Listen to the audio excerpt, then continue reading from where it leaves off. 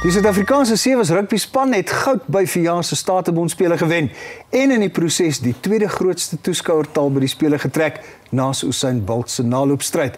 Vanaand is die oud kaptein en nou afrigter van die Blitsbokke Neil Powell hier by my op die bank en is lekker om 'n ou Bloemfontein daarop ook te kan verwelkom. Ek moet dit altyd sê.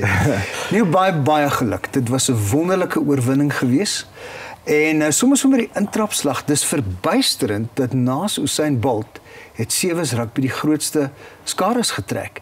Waaraan dink jy is dit te wyte? Hoekom skielik hierdie oplewing en belangstelling in die sport? Ja, Koenie, ek dink jy weet Sewes begin nou soos die T20 cricket raak, jy weet, ek dink dis die spel wat nou die skare gaan inbring omdat dit so opwindend is en is so van korte duur, jy weet, jy sit die hele dag daar en jy sien 16 spanne wat 3 maal op 'n dag deelneem en ek dink dis 'n lekker, jy weet, opgewonde, lekker vinnige spel wat en daar's altyd drie, jy weet, in 'n 15 wedstryd kan daar dalk 'n lang tyd verbygaan waar daar geen drie gedruk word nie. En Sewes, jy weet, is daar altyd drie wat gedruk word en ek dink is 'n lekker exciting, soos die Engelsman sê, 'n lekker exciting game om te kyk. Maar as jy nou kyk na die week wat julle speel of die dae wat julle speel, dis baie dis volgepak geweest. Neem ons deur daai week van julle wegspring tot by daai laaste game teen Nieu-Seeland.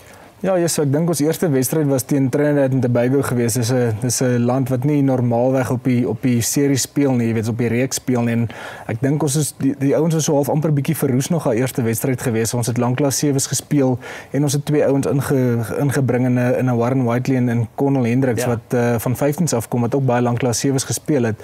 Maar ek dink van na daai wedstryd toe Cook Islands die tweede wedstryd, jy weet, mooi die momentum opgetel en toe Kenia wat 'n potensiële moeilike wedstryd geweest het. Jy weet, as ons Kenia verloor het in daai finale wedstryd in ons groep wedstryde, dan sou ons Nieu-Seeland gekry het in die kwartfinale al. En die feit dat ons toen Kenia redelik ver gewen het toe nou gemaak dat ons teen Skotland speel. Ja, teen Skotland speel in Skotland en dis ook nie 'n maklike taak om hulle te wen. Die Glasgow manne sit daar, so die Skotte sit. Verseker, jy weet, en soos reg gesê, daar was 'n hele klomp mense gewees in die stadion en die atmosfeer in die stadion was ongelooflik geweest, jy weet. So Skotland 'n goeie wedstryd gehad. Hulle goed geklop, jy weet, en toe Samoa gespeel in die semifinaal en wat my verbaas, die mense wat buite loop sê dat daai Samoa wedstryd is vir hulle een van die beste wedstryde van die toernooi gewees, jy weet, en toe om Nieu-Seeland te wen in die finaal en goud te wen vir Suid-Afrika was ongelooflik geweest. En natuurlik, ek dink dis die eerste keer in 30 jaar wat die trofee weggevat word by die ouens. Ja, nee, die vorige 4 Commonwealth Games Statebondspelers het Nieu-Seeland goud gevat in al 4 sonder om een wedstryd te verloor en hierdie was basies hulle eerste wedstryd wat hulle verloor het op 'n Statebondspele. Dis fantasties. Nou kom ons praat 'n bietjie oor Sewes en ons vergelyk 'n bietjie met, kom ons noem dit gewone 15-man rugby. Dis 'n vinniger spel, dis moontlik 'n opwindender spel vir sommige mense. Wat mis jy gewone rugby, 15-man rugby, of is hierdie Sewes ding, is dit die lekker ding nou vir jou? Ja, ek het lank terug in 2002 ook Sewes gespeel en toe weer teruggekom 2007, maar wat vir my Sewes 'n bietjie lekkerder maak is dat jy jou eie individuele vaardighede kan jy bietjie, jy weet, tentoonstel, jy weet, jy's nie so erg in 'n boks gesit en 'n struktuur gesit soos wat hulle baie keer kan doen in 15-man rugby nie, jy weet, en Sewes is daar nog 'n bietjie ruimte vir jou amper individuele briljantheid, jy weet, soos 'n Sissel Afrika of 'n Branko de Pre of 'n Justin Geduld. 2011 dink ek was hy aangewys moes as die beste speler in die wêreld. In die wêreld, ja, jy weet, en dit gee daai ouetjies wat daai spesiale, amper wil ek sê, abilities het, gee dit hulle 'n bietjie meer geleentheid om dit tentoon te stel. En ek dink dis wat Sewes so lekker maak. Daar is 'n bietjie struktuur, maar binne daai struktuur het jy nog 'n geleentheid om jou individuele briljantheid half tentoon te stel en dis wat daai ouetjies sulke spesiale spelers maak. En van jou oogpunt af, jy het ook die geleentheid om bietjie die spel te manipuleer. Daar's meer ruimte, elmboogruimte om te manipuleer. Ja. Wat vir ons in die kop van die afrigter af as jy daai spel voor die tyd bedink? Ja, ek dink iemand het nou die dag, jy weet, perfek opgesom en gesê dit is 'n human chess game, dis mense en is 'n skaak game wat jy eintlik moet speel om te probeer uitoorlê wat daai ons in verdediging doen en wat hulle in aanval doen, jy weet, so jy moet hulle probeer uithou as hulle aanval en jy moet probeer om hulle verdedigingspatroon te ontsluit, jy weet, en ek dink dit is so half reg opgesom. en die moeilike deel van sewes is jy speel 3 verskillende spanne op een dag, jy weet, so jy speel Fiji anders as wat jy Engeland speel, en jy speel Engeland anders as wat jy Australië speel, so jy moet basies in een dag 3 verskillende spelpatrone kan speel, en ek dink daar moet 'n ou krediet gee aan die spelers, wat hulle so half kan aanpas van een wedstryd na die volgende een toe, en half die plan wat ons vir hulle neersit, half kan toepas op die veld.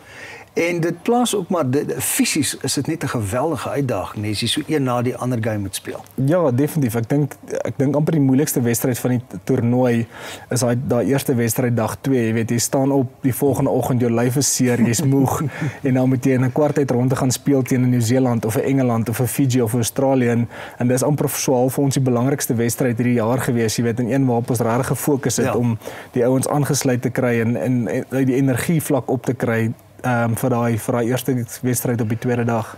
10-11 jaar gelede sewes begin en toe spoed opgetel, en dit voel vir my so half die laaste 4,5, 5 jaar toenemend spoed opgetel. Hoe sien jy die toekoms van Blitz rugby, sewes rugby?